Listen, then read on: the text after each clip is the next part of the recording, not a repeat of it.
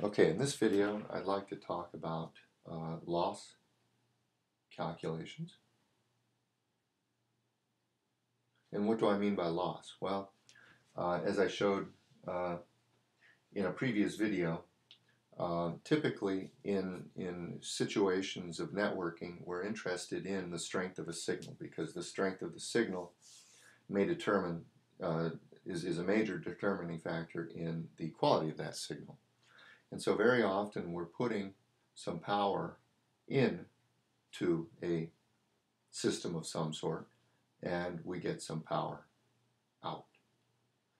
Typically we lose power in the system through dissipation of some sort, and two prime examples of the system here may be a copper wire or the air in a radio frequency signal or a piece of optical fiber in a fiber optic system.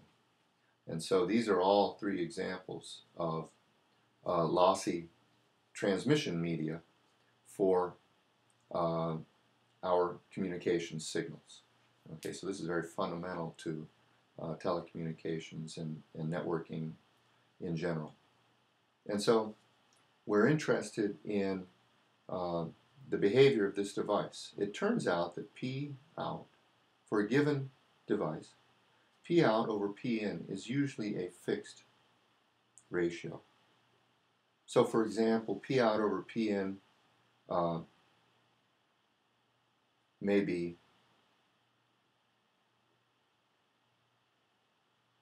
1/1000, in which case 99.9% of the input power is dissipated, and we only get 1/10 of 1% out, or 1/1000th of the original power that went in actually comes out.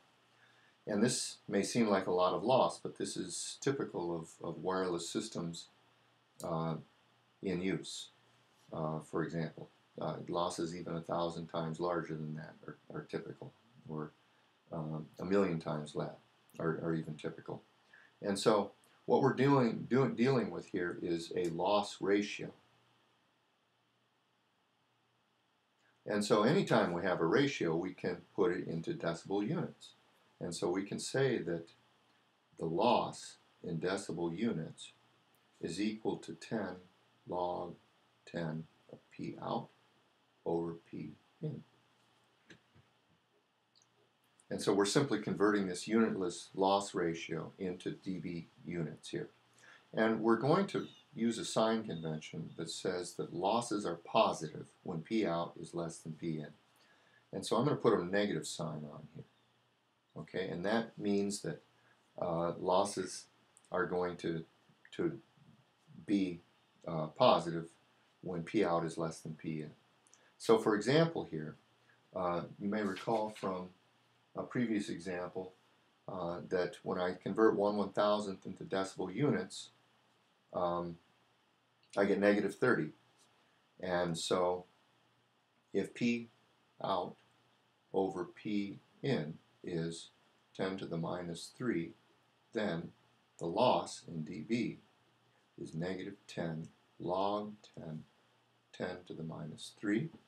Log 10 of 10 to the minus 3 is -3 times 10 is 30. Times 10 is -30, and then I negate that and I get plus 30 dB. So you can see that a positive loss means that the output is smaller than the input. And I can give you a couple more examples here without using the calculator. I can say if P out over P in is 1/2, for example, then we're going to get a loss in dB units of 3 dB. If P out over P in is equal to 10 to the minus 9, then the loss decibels will be -9 times 10 times -1, or 90 dB. Okay, so these values should be fairly familiar to you, as I've done several examples of decibel calculations recently. It turns out that if I want to calculate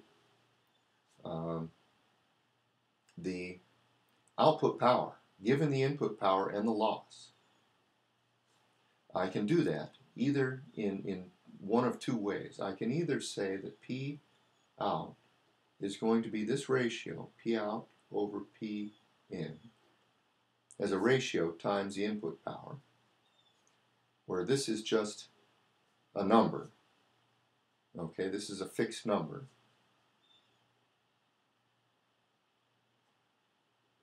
And I can take that fixed number and multiply it by my input power to get my output power. The other thing I can do instead, and it turns out to be much easier, is to deal with all units in decibel units. And it turns out that if I measure P in dBm, and I measure P out in dBm, and I've got my loss ratio in decibels, then I can write P out in dBm units is equal to P in dBm units minus L in decibel units. Okay, I guess I started putting square brackets around the units now as my subscripts. Don't be worried by that. Sometimes I put the square brackets on, sometimes I don't. And this is the basic equation that we use in calculating loss. And you have to realize that everything has to be in dB units. And notice we're mixing dBs and dBms, which is perfectly valid in this case because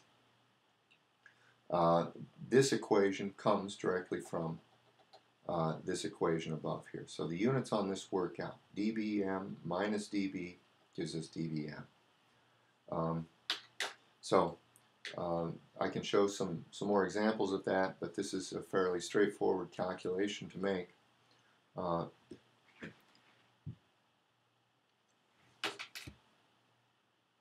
And I think I'll end the video here.